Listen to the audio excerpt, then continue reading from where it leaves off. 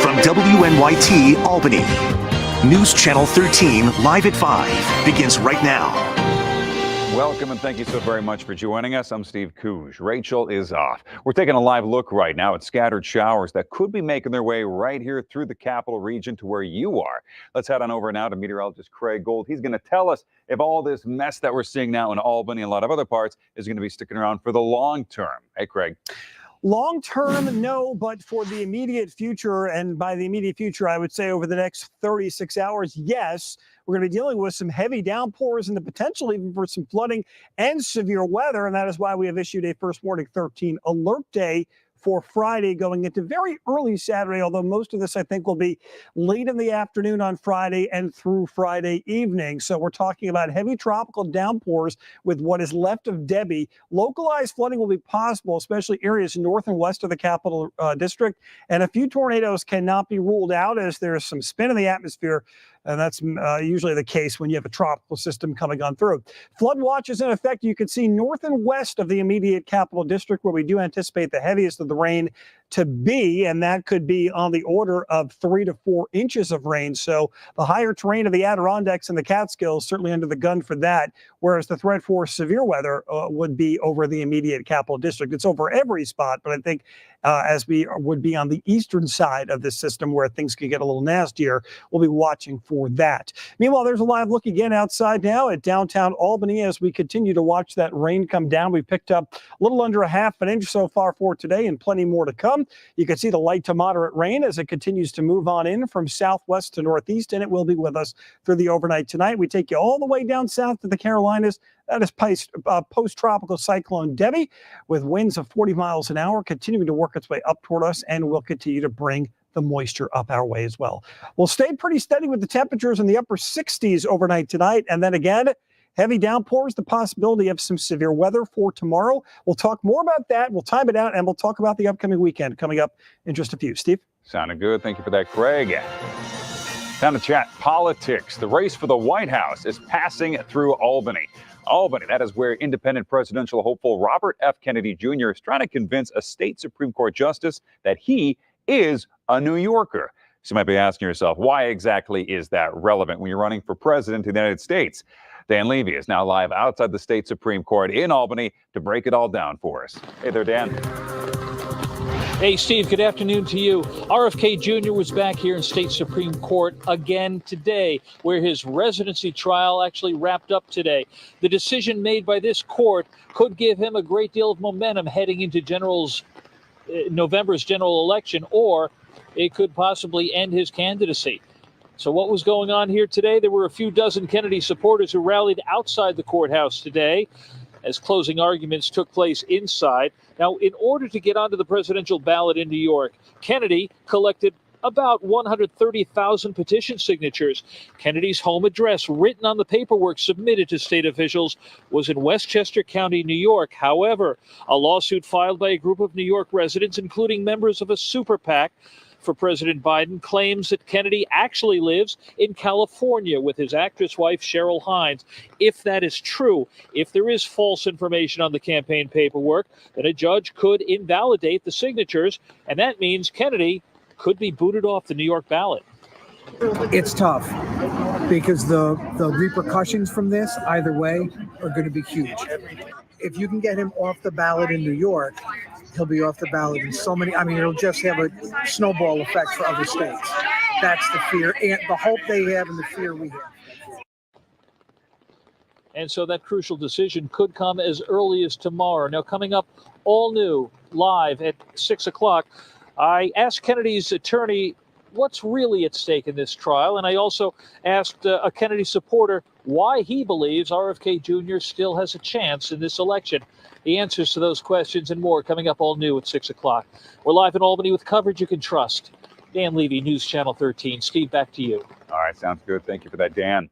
Now to this, an Albany man who's been already charged with murder is facing new charges tonight. Paul Smith was indicted today on some new charges of attempted murder, criminal possession of a weapon, and reckless endangerment. This is in connection to a shots fired incident that happened back on June 3rd. Smith was named today as the co-defendant of Daquan Arrington. We told you on Live at 4 that the same indictment charges Arrington, as you see here, with murder and attempted murder in connection with that June 5th shooting. That's the shooting that took the life of Javon Ward. A 46-year-old woman and a 13-year-old boy were also injured by stray bullets in that shooting. Smith was indicted in connection with that case back in June. The district attorney now expects these two indictments to be consolidated together. Also new at 5, a Wilton man is being accused of driving drunk and crashing his car, all, listen to this, with 2 children riding in the bed of his truck. Yeah, the Saratoga County Sheriff's Office says Matthew Murray Jr.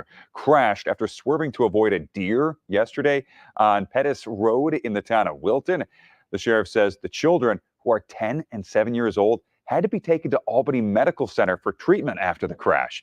We're told the 10-year-old had fractures to his arm as well as his collarbone. A passenger in the front seat, though, wasn't hurt. Murray is now facing several charges, including endangering the welfare of a child for having his kid in the bed of the truck. Taking a live look for you right now at Albany. A very wet, dreary, rainy day. How much longer are we going to be stuck with it? Meteorologist Craig Gold will have your full forecast when we come back.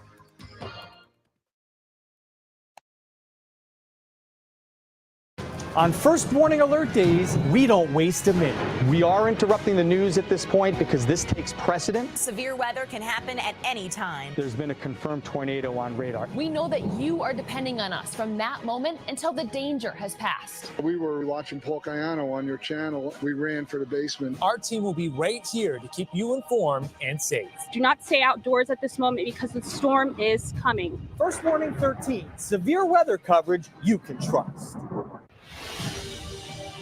News Channel 13 is your go-to station for live coverage of breaking news in the capital region and beyond. Our full team coverage brings you closer to the news so you can see what's actually happening in your community. With real-time updates so you never miss a beat. See for yourself how the story unfolds in real time. Watch News Channel 13, breaking news coverage you can trust.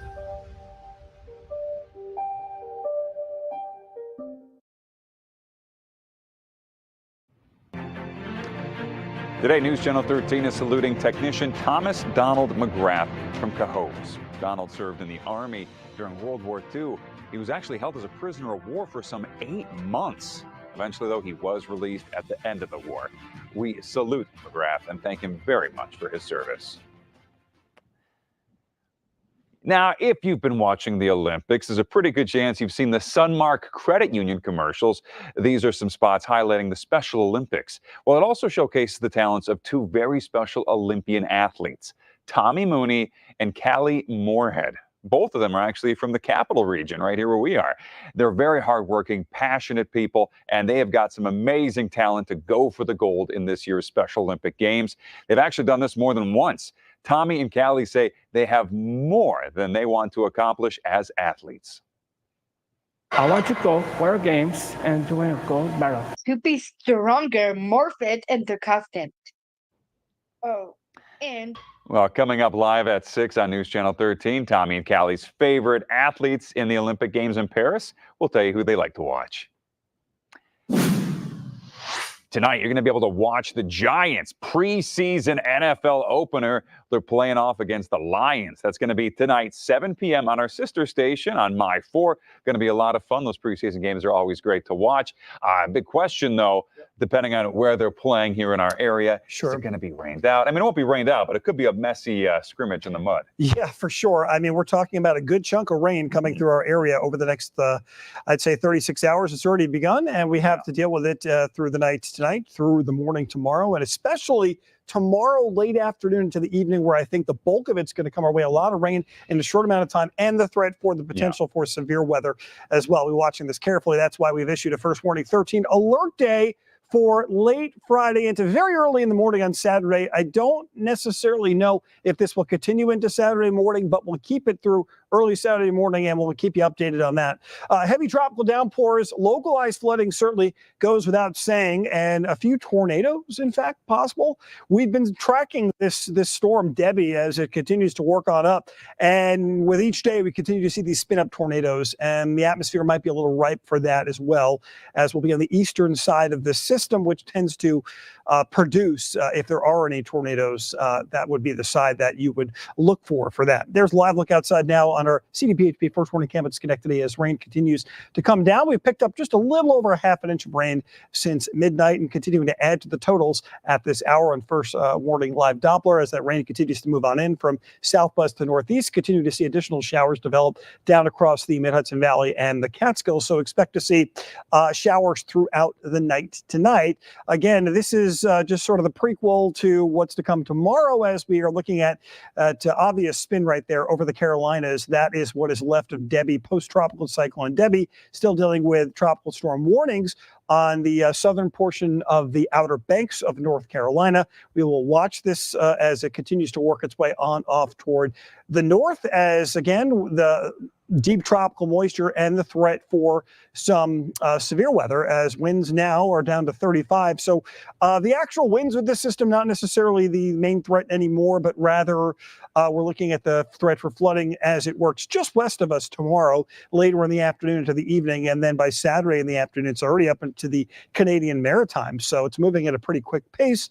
We'll be watching this, though, carefully, especially for areas north and west of the capital region where the bulk of the rain will be falling. We could wind up with 3 to 4 inches where you see that green up into the Adirondacks and also down to the Catskills, whereas in the immediate capital district, more like 1 to maybe 2 inches of rain. We all are under the gun for the potential for some severe weather. Just to our south, there's the slight risk. We're in the marginal risk. Wouldn't be shocked to see that slight risk extended all the way up with, again, the threat for some isolated tornadoes. So again, we're looking at scattered showers continuing through the night tonight.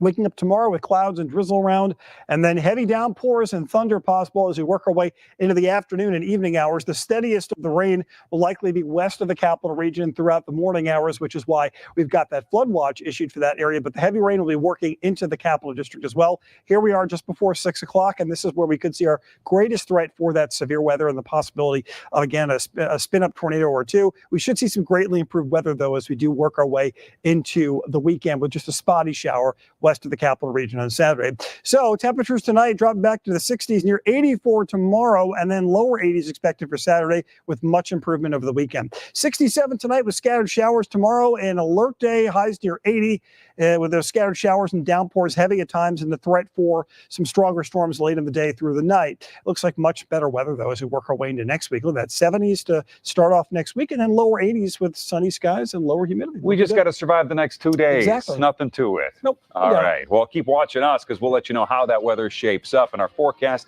And thank you so much for joining us here live on 5 on YouTube. Sabrina and Mark will be right back on air for News Channel 13 live at 6 in about, 45 minutes or so. We'll see you then.